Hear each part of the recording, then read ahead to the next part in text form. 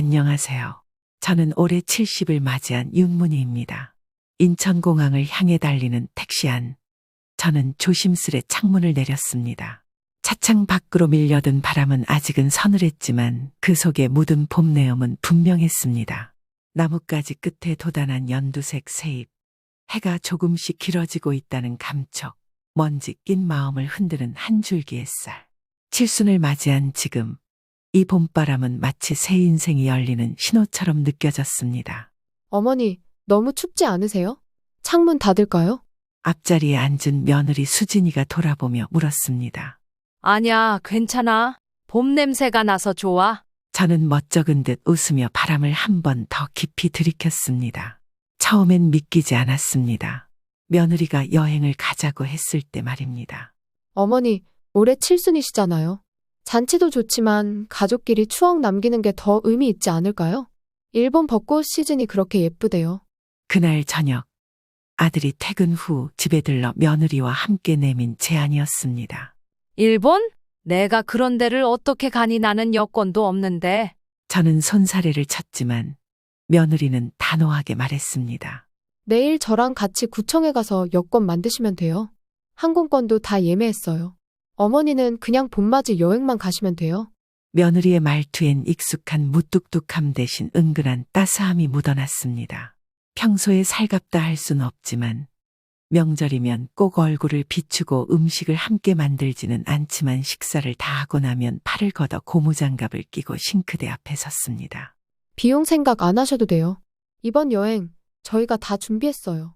그 말에 저는 마음이 한결 가벼워졌습니다. 잔치 치르자면 이 사람 저 사람 부르느라 정신없을 텐데 이렇게 조용히 떠나는 게 더 낫겠다 싶었습니다. 근데 일본 음식이 입에 맞을까 걱정되네. 평생을 한국 음식만 먹다가 외국 음식을 먹을 생각에 살짝 걱정이 되었지만 며느리는 웃으며 말했습니다. 어머니 회 좋아하시잖아요. 일본은 회 종류 진짜 많아요. 신선하고 담백해서 입맛에 잘 맞을 거예요. 걱정 마세요. 그제야 저는 어렴풋이 기대가 피어올랐습니다. 평생 아이들 뒷바라지하며 살아온 세월. 손에 잡히는 게 없는 하루하루였지만 이렇게 설레는 하루가 찾아오다니 마음 한구석이 간질간질해졌습니다. 이렇게 나이 들어서 해외여행도 가보고? 나 참 별일이야. 얘야, 내가 아니었으면 구청 문턱도 못 넘어봤을 거다. 어머니가 평소에 얼마나 고생하셨어요. 이제라도 조금씩 즐기셔야죠. 며느리의 말에 저는 창밖을 바라보며 눈을 가늘게 떴습니다. 햇빛이 유리창에 반사되어 부드럽게 얼굴을 비쳤고 지나치는 벚나무 가지 너머로 여린 분홍빛 꽃망울이 보였습니다. 아직은 피기 전이지만 저 꽃들이 활짝 피었을 그 길을 걷는 저를 상상해봤습니다. 살다 보니 이런 날도 오네. 고맙다, 얘야. 그 말 한마디에 며느리는 고개를 살짝 숙였고 택시는 어느덧 공항 진입로에 접어들고 있었습니다. 제 손엔 여권이 마음속엔 벚꽃보다 화사한 기대가 피어오르고 있었습니다. 공항에 도착해 수속을 준비하던 중 저는 캐리어를 바라보며 아들 부부에게 물었습니다. 내 짐이 너무 많은 거 아니니? 아침부터 뉴스에서 일본도 날씨가 심상치 않다 하길래 바람이 많이 분다, 태풍이 온다 그러잖니? 그래서 옷을 조금 더 챙겨 넣었더니 무게가 꽤 나가네. 제가 털어놓든 말하자 며느리는 제 캐리어를 힐끗 보며 말했습니다. 괜찮아요. 뭐든 넉넉하게 준비하는 게 좋죠. 특히 어머니처럼 몸이 약하신 분은 날씨 하나에도 영향을 많이 받으시니까요. 그러면서 제 캐리어 손잡이를 자연스럽게 본인이 다시 쥐었습니다. 저는 가방 한쪽 안주머니를 슬쩍 매만졌습니다. 며칠 전 동네 은행에 가서 조용히 환전을 했습니다. 우리 애들한테 뭐라도 좀 사줘야지. 그 생각에 챙긴 500만 원어치 애나. 낯선 나라에서 혹시나 잃어버릴까봐 저는 그 가방을 꼭 끌어안듯 안고 있었습니다. 비행기 안 자리를 잡고 앉은 저는 창가를 바라보며 구름 위를 나는 기분을 만끽했습니다. 옆자리에는 수진이가 앉아 있었고 그녀는 제 어깨에 담요를 살며시 올려주었습니다. 추우시면 말씀하세요. 요즘 기내 온도 낮게 유지하거든요. 그녀의 손길이 다정하게 느껴졌습니다. 저는 조용히 웃으며 말했습니다. 너 오늘따라 유난히 잘 챙긴다. 제가 농담 반 진심 반으로 말하자 며느리는 웃으며 대답했습니다. 여행 가는 길이잖아요. 어머니 모시고 가는데 잘 챙겨야죠. 저는 그 말을 곱씹으며 고개를 끄덕였습니다. 그래, 오늘은 그냥 마음 놓고 기대도 되겠다 싶었습니다. 괜히 의심 같은 건 거둘 수밖에 없었죠. 이왕이면 좋은 날, 좋은 마음으로. 기내식 시간이 되어 식판이 놓이고 저도 조심스럽게 숟가락을 들었습니다. 그런데 며느리가 작고 빨간 튜브 하나를 건네며 말했습니다. 어머니, 이거 고추장이에요. 비빔밥에 넣어서 비비시면 훨씬 맛있어요. 어머, 이런 것도 주는구나. 참 세심하네. 근데 남은 고추장은 그냥 가져도 되는 거니? 제가 물으니 며느리는 웃으며 손을 들고 승무원을 부르더니 말했습니다. 저기요, 고추장 하나만 더 주실 수 있나요? 새 걸로요. 네, 잠시만요. 승무원이 대답하고 자리를 떠나자 며느리는 말했습니다. 어머니, 이거 하나는 가져가요. 일본에서 회 드실 때 간장 대신 살짝 찍어 드셔도 괜찮을 거예요. 저는 웃으며 고개를 끄덕였습니다. 그래, 내 말이 맞다. 한국 입맛은 어디 가든 챙겨야지. 작은 튜브 하나가 손에 쥐어졌을 뿐인데 마음 한쪽이 따뜻해졌습니다. 저는 다시 창밖을 바라보았습니다. 구름 위로 퍼지는 햇살은 부드럽고 멀리 보이는 하늘은 맑기만 했습니다. 그 하늘 아래 앞으로 펼쳐질 며칠이 고운 벚꽃처럼 피어나기를 조용히 바라보았습니다. 비행기가 어느덧 착륙을 준비하며 기내 방송이 일본 도착을 알릴 무렵 저는 자리에서 천천히 일어났습니다. 나 화장실 좀 다녀올게. 눈을 감고 자고 있는 아들을 뒤로 하고 며느리에게 조용히 말을 건넨 뒤삼 조심스럽게 통로를 따라 걸음을 옮겼습니다. 구름 너머로 비치는 햇살이 비행기 창을 타고 흘러들며 실내를 은은하게 밝혔고 저는 손에 가방끈을 꼭 쥔 채로 화장실 쪽으로 향했습니다. 화장실 앞에 도착해 손을 뻗으려던 찰나 옆에 있던 커튼이 슬며시 젖혀졌습니다. 승무원이 조용히 커튼 너머에서 얼굴을 내밀며 제게 작은 쪽지 한 장을 손에 슬며시 쥐어주었습니다. 놀란 얼굴로 그를 바라보자 승무원은 말없이 커튼을 닫고 곧장 아무 일 없다는 듯 다시 표정을 지웠습니다. 저는 얼떨결에 손에 쥐어진 쪽지를 움켜쥔 채 화장실 안으로 들어갔습니다. 문을 잠그고 변기 뚜껑에 앉자마자 조심스럽게 손바닥 위에 쪽지를 펼쳤습니다. 또박또박 눌러 쓴 글씨, 한눈에 봐도 급히 적은 흔적이 역력했습니다. 실례되는 말인지 알지만 일본에 도착하시면 아들 며느리를 피해 몸을 숨기세요. 어머니를 타국에 버리려는 것 같아요. 조심하세요. 그 짧은 문장을 다 읽기도 전에 저는 손에서 쪽지를 떨어뜨릴 뻔했습니다. 손끝이 덜덜 떨리고 머릿속이 하얘졌습니다. 심장이 두근두근 뛰며 등줄기를 타고 식은땀이 흘렀습니다. 아들과 며느리가 나를 버린다고 생각이 꼬리에 꼬리를 물고 엉켜들었습니다. 분명히 며느리는 고추장도 챙겨주고 담요도 덮어주고 따뜻하게 웃으며 이야기도 나눴습니다.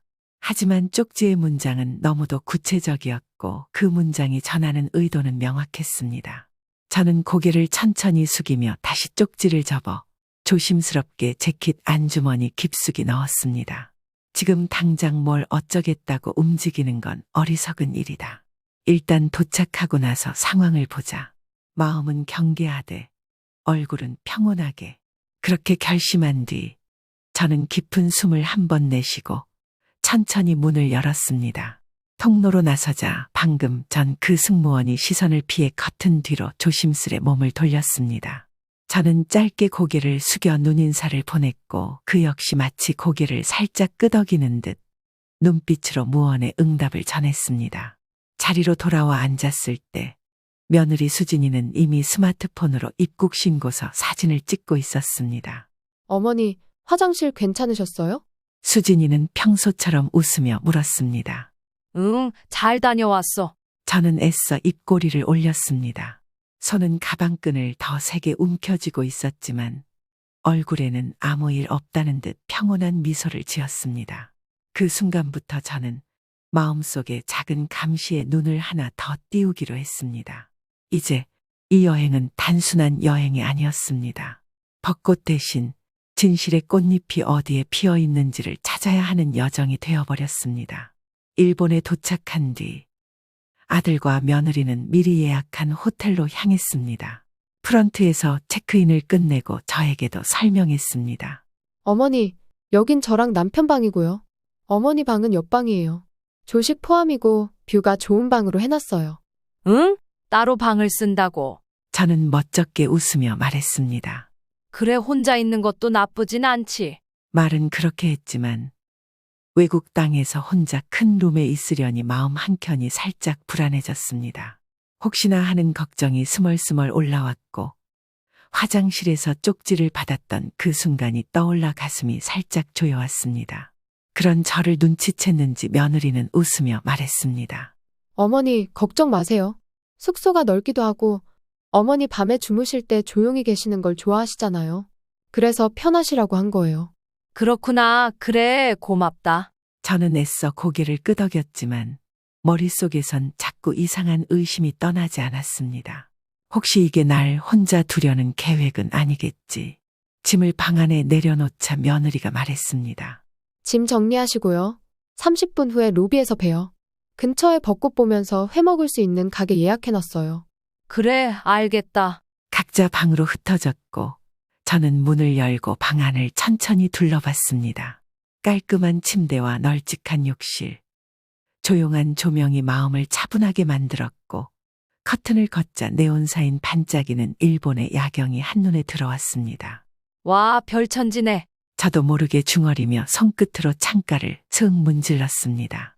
시계를 보니 약속 시간이 가까워졌습니다. 급히 외투를 걸치고 엘리베이터를 타고 로비로 내려갔습니다. 하지만 그 자리에 아들과 며느리는 보이지 않았습니다. 주위를 두리번거리며 소파에 앉아 기다렸습니다. 5분, 10분 시간이 흘러갈수록 가슴이 조급해졌습니다. 그때 엘리베이터 쪽에서 아들이 숨을 헐떡이며 달려왔습니다. 어머니, 죄송해요. 화장실이 급해서 늦었죠? 저는 어색하게 웃으며 고개를 끄덕였습니다. 아니야, 괜찮다.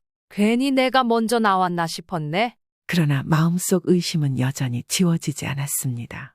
멋진 야경 속에서도 제 마음은 아직 불안한 그림자를 떨치지 못한 채였습니다.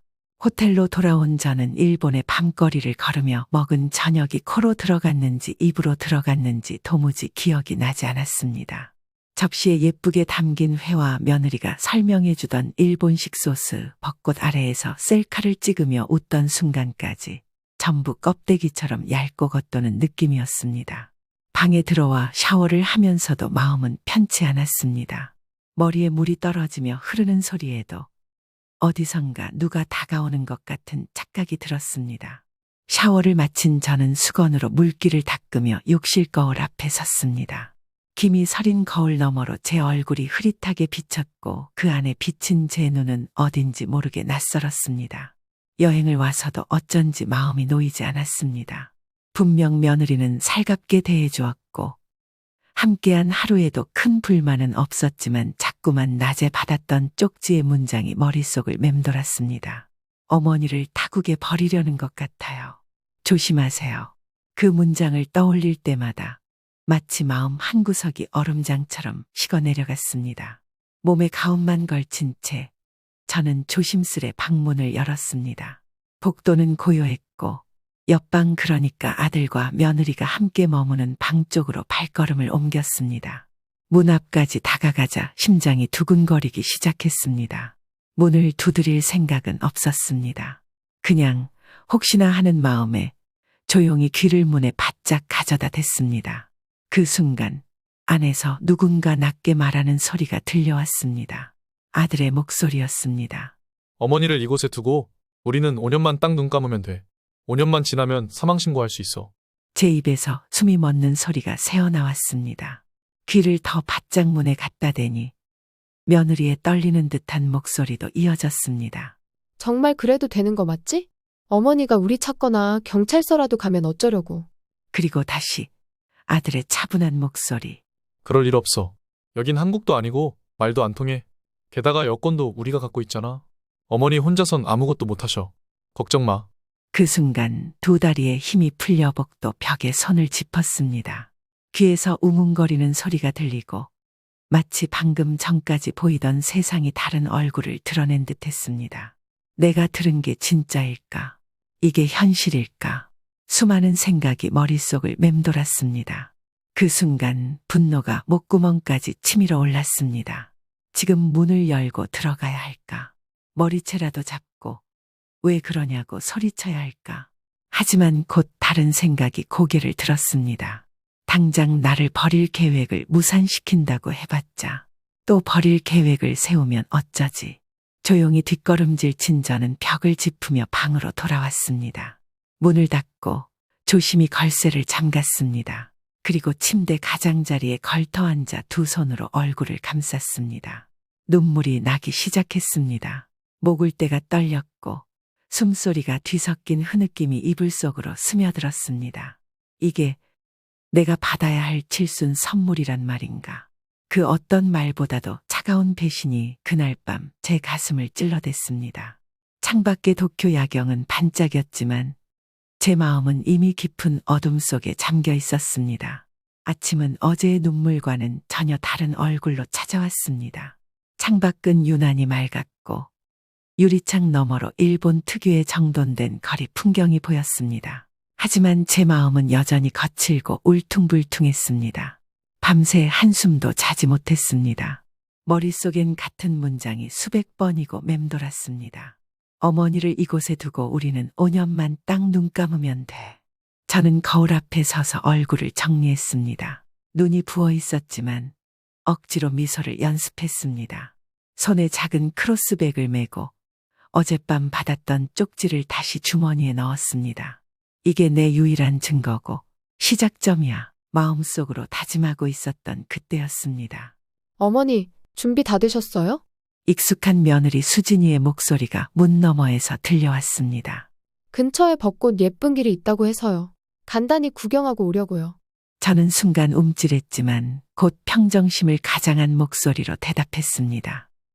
그래. 금방 나갈게. 거울을 한 번 더 바라보며 얼굴을 정돈한 뒤 문을 열고 나섰습니다. 수진이는 환한 미소를 지으며 말했습니다.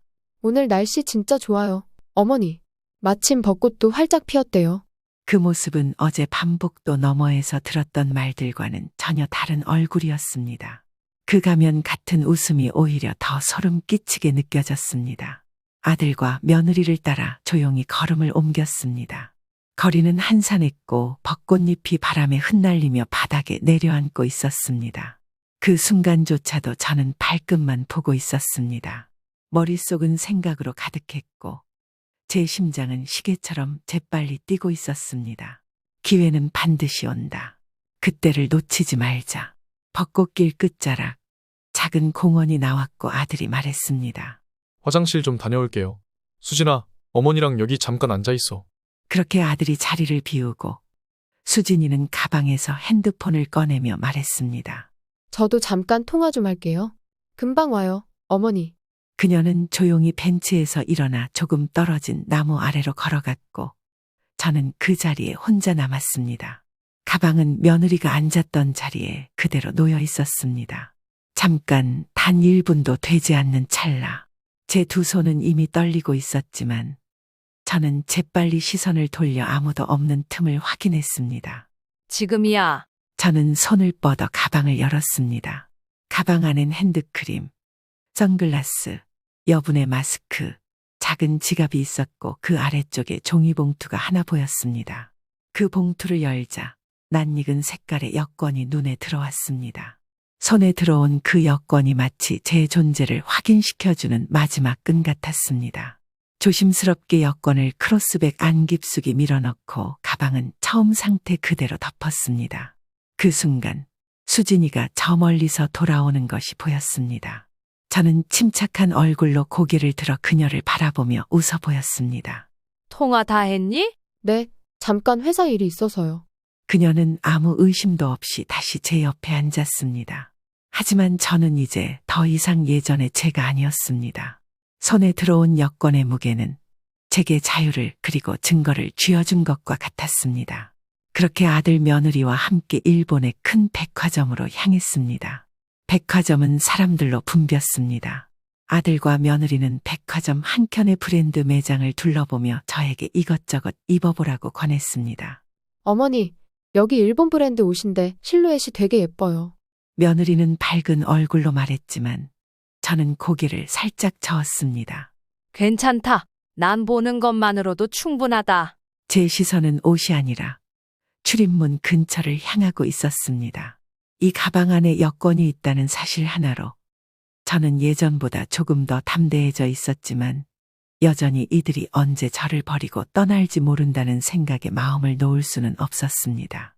그때였습니다. 에스컬레이터를 내려오던 사람들 사이에서 낯익은 얼굴이 스쳐 지나갔습니다. 제 손에 쪽지를 쥐어줬던 그 승무원. 제 심장이 터질 듯 뛰었습니다. 저는 조심스럽게 며느리에게 말했습니다. 얘야, 나 화장실 좀 갔다 올게. 아, 저기 지하 1층에 있었어요. 저희는 여기 조금 더 보고 있을게요.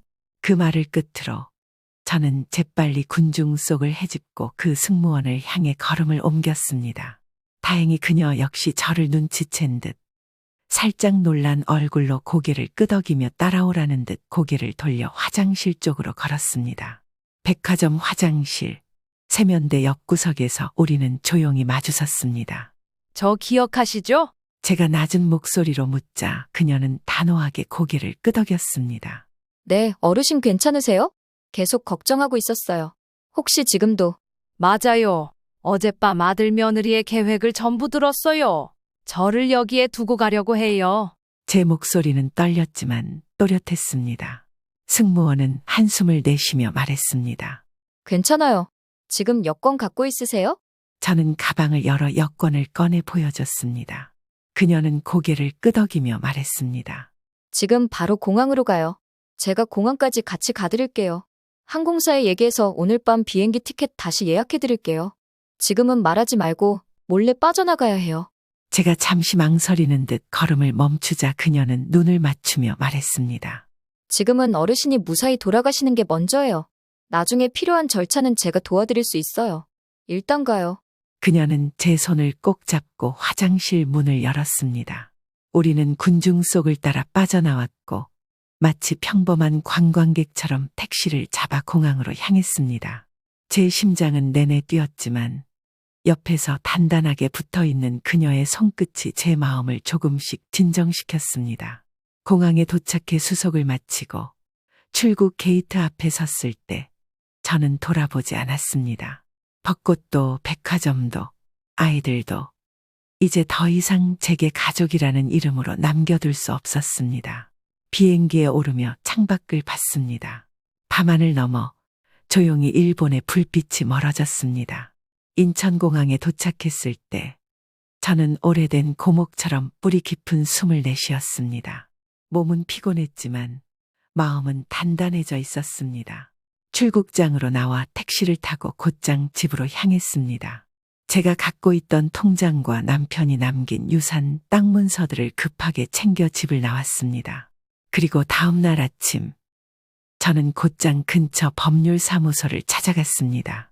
인터넷으로 가정법 전문이라 소개된 그곳은 아담하지만 정갈했고 상담실 한쪽 벽엔 액자 속 판결문들과 신뢰감 있는 미소를 머금은 변호사의 프로필 사진이 걸려 있었습니다.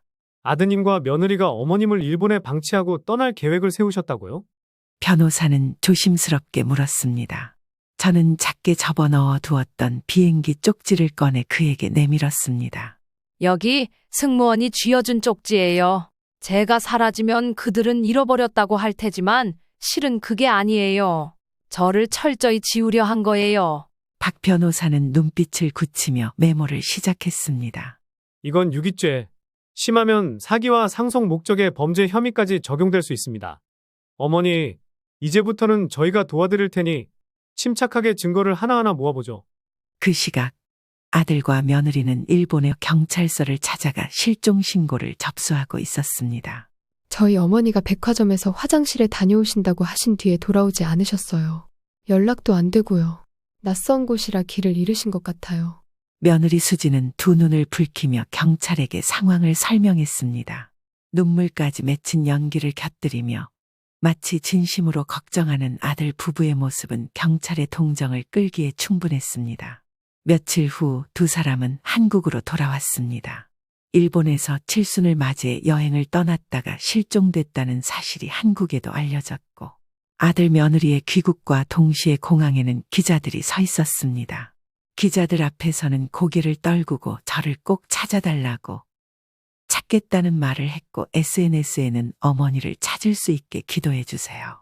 라는 글과 함께 제가 웃고 있는 사진까지 올렸습니다. 하지만 그들이 몰랐던 것은 이미 저는 변호사와 함께 조용히 움직이며 법적 대응을 준비하고 있었다는 사실입니다.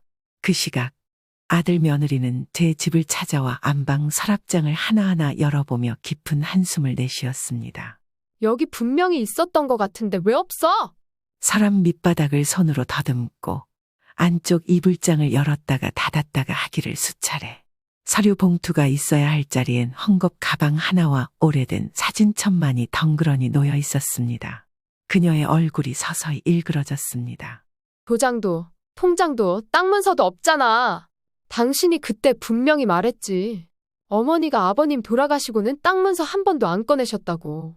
며느리는 손에 든 빈 봉투를 바닥에 내던지며 소리쳤습니다. 아들은 거실 소파에 앉아 머리를 감싸쥐고 있었습니다. 분명히 꺼낸 적 없으신 것 같았는데 어디 다른 데 두셨나? 그걸 지금 말이라고 해. 수진의 목소리는 날이 서 있었고 목구멍 안에서 끓어오르는 울분이 그대로 폭발해버렸다. 당신 어머니가 어떤 분인지 나보다 더 잘 알잖아. 평생 뭐든 자기 손에 쥐고 있어야 직성이 풀리는 분이었다고. 그래서 내가 뭘 했어. 일본 가기 전에 확실히 확인하자고 했잖아. 그런데 당신은? 됐어. 아들이 입을 틀어막듯 말했습니다. 그만 좀 해. 나도 지금 머릿속이 하얘. 그날 당신이 여행 가자고 말하지 않았으면 이런 일 애초에 없었어.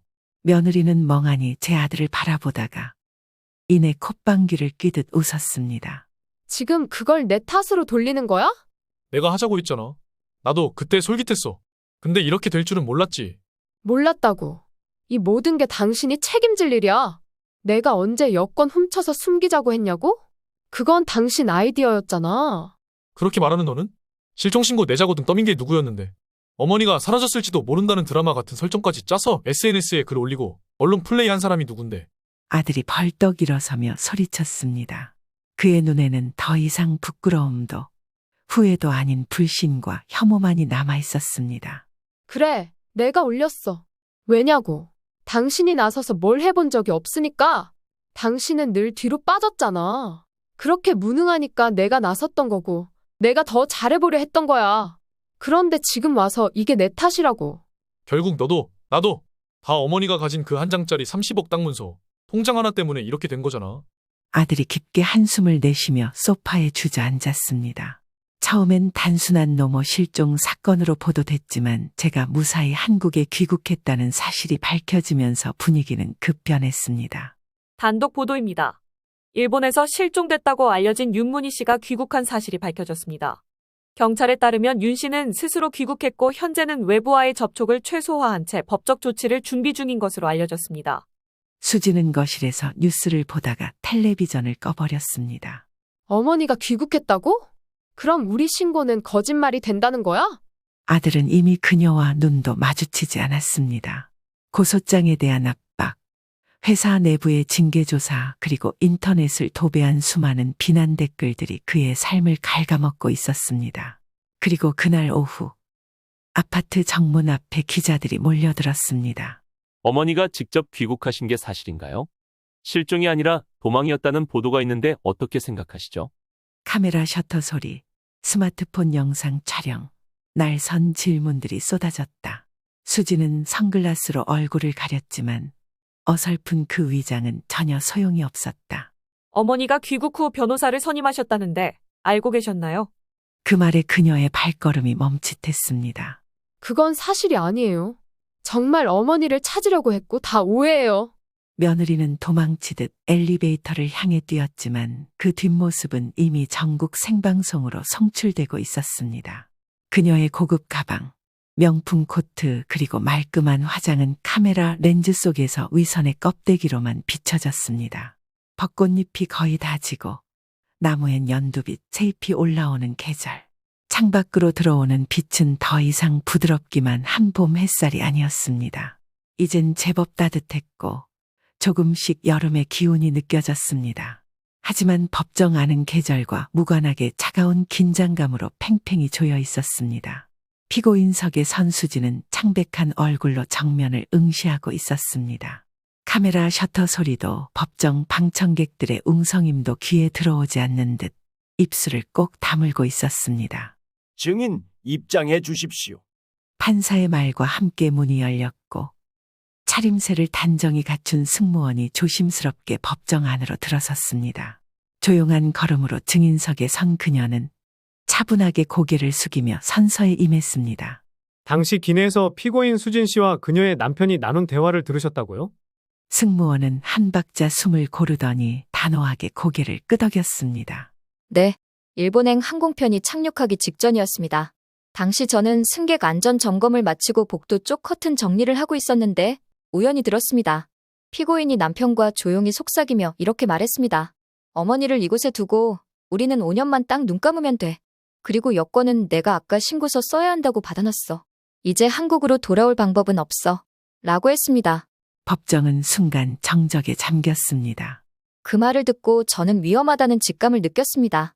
그래서 화장실을 이용하러 오신 피해자분께 조용히 쪽지를 쥐어드렸습니다. 내용은 피해를 당하실 수도 있으니 조심하시라는 경고였습니다. 그녀는 눈빛 하나 흐트러지지 않고 또렷하게 말했습니다. 이 짧은 증언은 그동안의 모든 상황을 명확하게 갈라놓는 칼날이 되었습니다. 재판부는 피고인 며느리에게 징역 2년 6개월의 실형을 선고했습니다. 아들은 혐의를 인정하고 반성의 뜻을 밝혀 집행유예로 풀려났지만 가정은 이미 파탄났고 직장에서도 징계를 피할 수 없었습니다. 언론은 그들의 몰락을 빠짐없이 보도했습니다.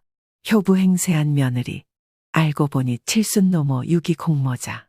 법정 판결이 내려지고 며칠 후 저는 경기도의 작은 한옥을 매매해 이사했습니다. 집 근처 작은 산책길을 걷고 있었습니다. 이른 여름답게 나뭇잎은 무성했고 길가엔 보랏빛 꿀풀꽃이 조용히 고개를 흔들고 있었습니다. 그날 이후 저는 기자도 지인도 피하며 조용히 지내고 있었습니다. 그러나 그날 집 마당 앞에 낯익은 그림자가 어른거렸습니다. 무릎까지 내려온 정장 바지, 두 손을 모은 채 어쩔 줄 몰라 서 있는 사내 바로 아들 현우였습니다. 어머니, 저예요. 저는 말없이 그를 바라보았습니다. 그의 얼굴은 몇 주 사이에 몰라보게 수척해져 있었습니다. 그는 조심스럽게 다가오더니 마당 한가운데 무릎을 꿇었습니다. 잘못했어요. 어머니 정말 너무 죄송합니다. 제가 왜 그랬는지 모르겠습니다. 정신이 나갔던 거예요. 아내 말만 믿고 너무 바보 같았어요. 저는 미동도 하지 않았습니다. 아들은 울먹이며 잔디 위로 고개를 숙였습니다. 제발 용서해 주세요. 어머니, 제게 기회 한 번만 주세요. 다시는 그런 일 없게 할게요. 그 순간 저는 천천히 아들 앞으로 걸어갔습니다. 그리고 아무 말 없이 그의 고개를 들어 올리더니 단호한 손길로 뺨을 내리쳤습니다. 순간 정적이 흘렀습니다. 바람도 새소리도 멈춘 듯 했습니다. 이 뺨은 네 아버지가 살아계셨다면 때렸을 거다. 제 목소리는 떨리지 않았습니다. 내가 평생을 너 하나 잘 되라고 내 이름도 버리고 내 꿈도 버리고 며느리한테까지 머리 숙이며 살았어. 그런 나를 너는 내 아내랑 짜고 낯선 땅에 버리려 했지. 이제 와서 무릎 꿇고 비는 거 내가 죄를 덜기 위한 위안이지. 나를 위한 용서가 아니야. 나는 너를 낳은 게 부끄러워. 너가 내 아들이었다는 걸 지우고 싶어. 저는 등을 돌리고 조용히 마당 안쪽으로 걸어 들어갔습니다. 그 뒷모습은 더 이상 흔들리지 않았습니다. 아들의 흐느낌만 마당 끝에 남아있을 뿐, 제 발걸음은 새로 피어나는 인생의 길을 향해 나아가고 있었습니다. 며칠 후 저는 마당가 평상 위에 앉아 손수 끓인 둥글레차를 마시고 있었습니다. 창가에는 바람이 스치고 산들산들 불어오는 바람은 따뜻했습니다. 멀리에서는 뻐꾸기 울음소리도 들려왔습니다. 제 곁에는 정갈하게 접힌 한 장의 편지가 놓여 있었습니다. 바로 증언해준 그 승무원에게 전하는 손글씨 편지였습니다. 고맙습니다. 그날 당신의 용기 있는 쪽지가 아니었다면 저는 아마 그 타국에서 그대로 남겨졌을 겁니다. 당신이 저를 움직이게 했고 저는 제 삶을 되찾았습니다. 윤문이 올림. 저는 이제 누구의 엄마, 누구의 시어머니로서가 아닌 제 삶을 살아가고 있습니다. 저는 더 이상 참지 않았고 더 이상 희생하지 않았습니다. 그리고 오늘도 마당의 해가 점점 길어지는 이 계절 속에서 조용하지만 단단한 평화를 안고 차 한 모금을 조심스럽게 마셨습니다. 그 순간 세상이 아주 조금 숨을 고르는 듯 평화로워졌습니다.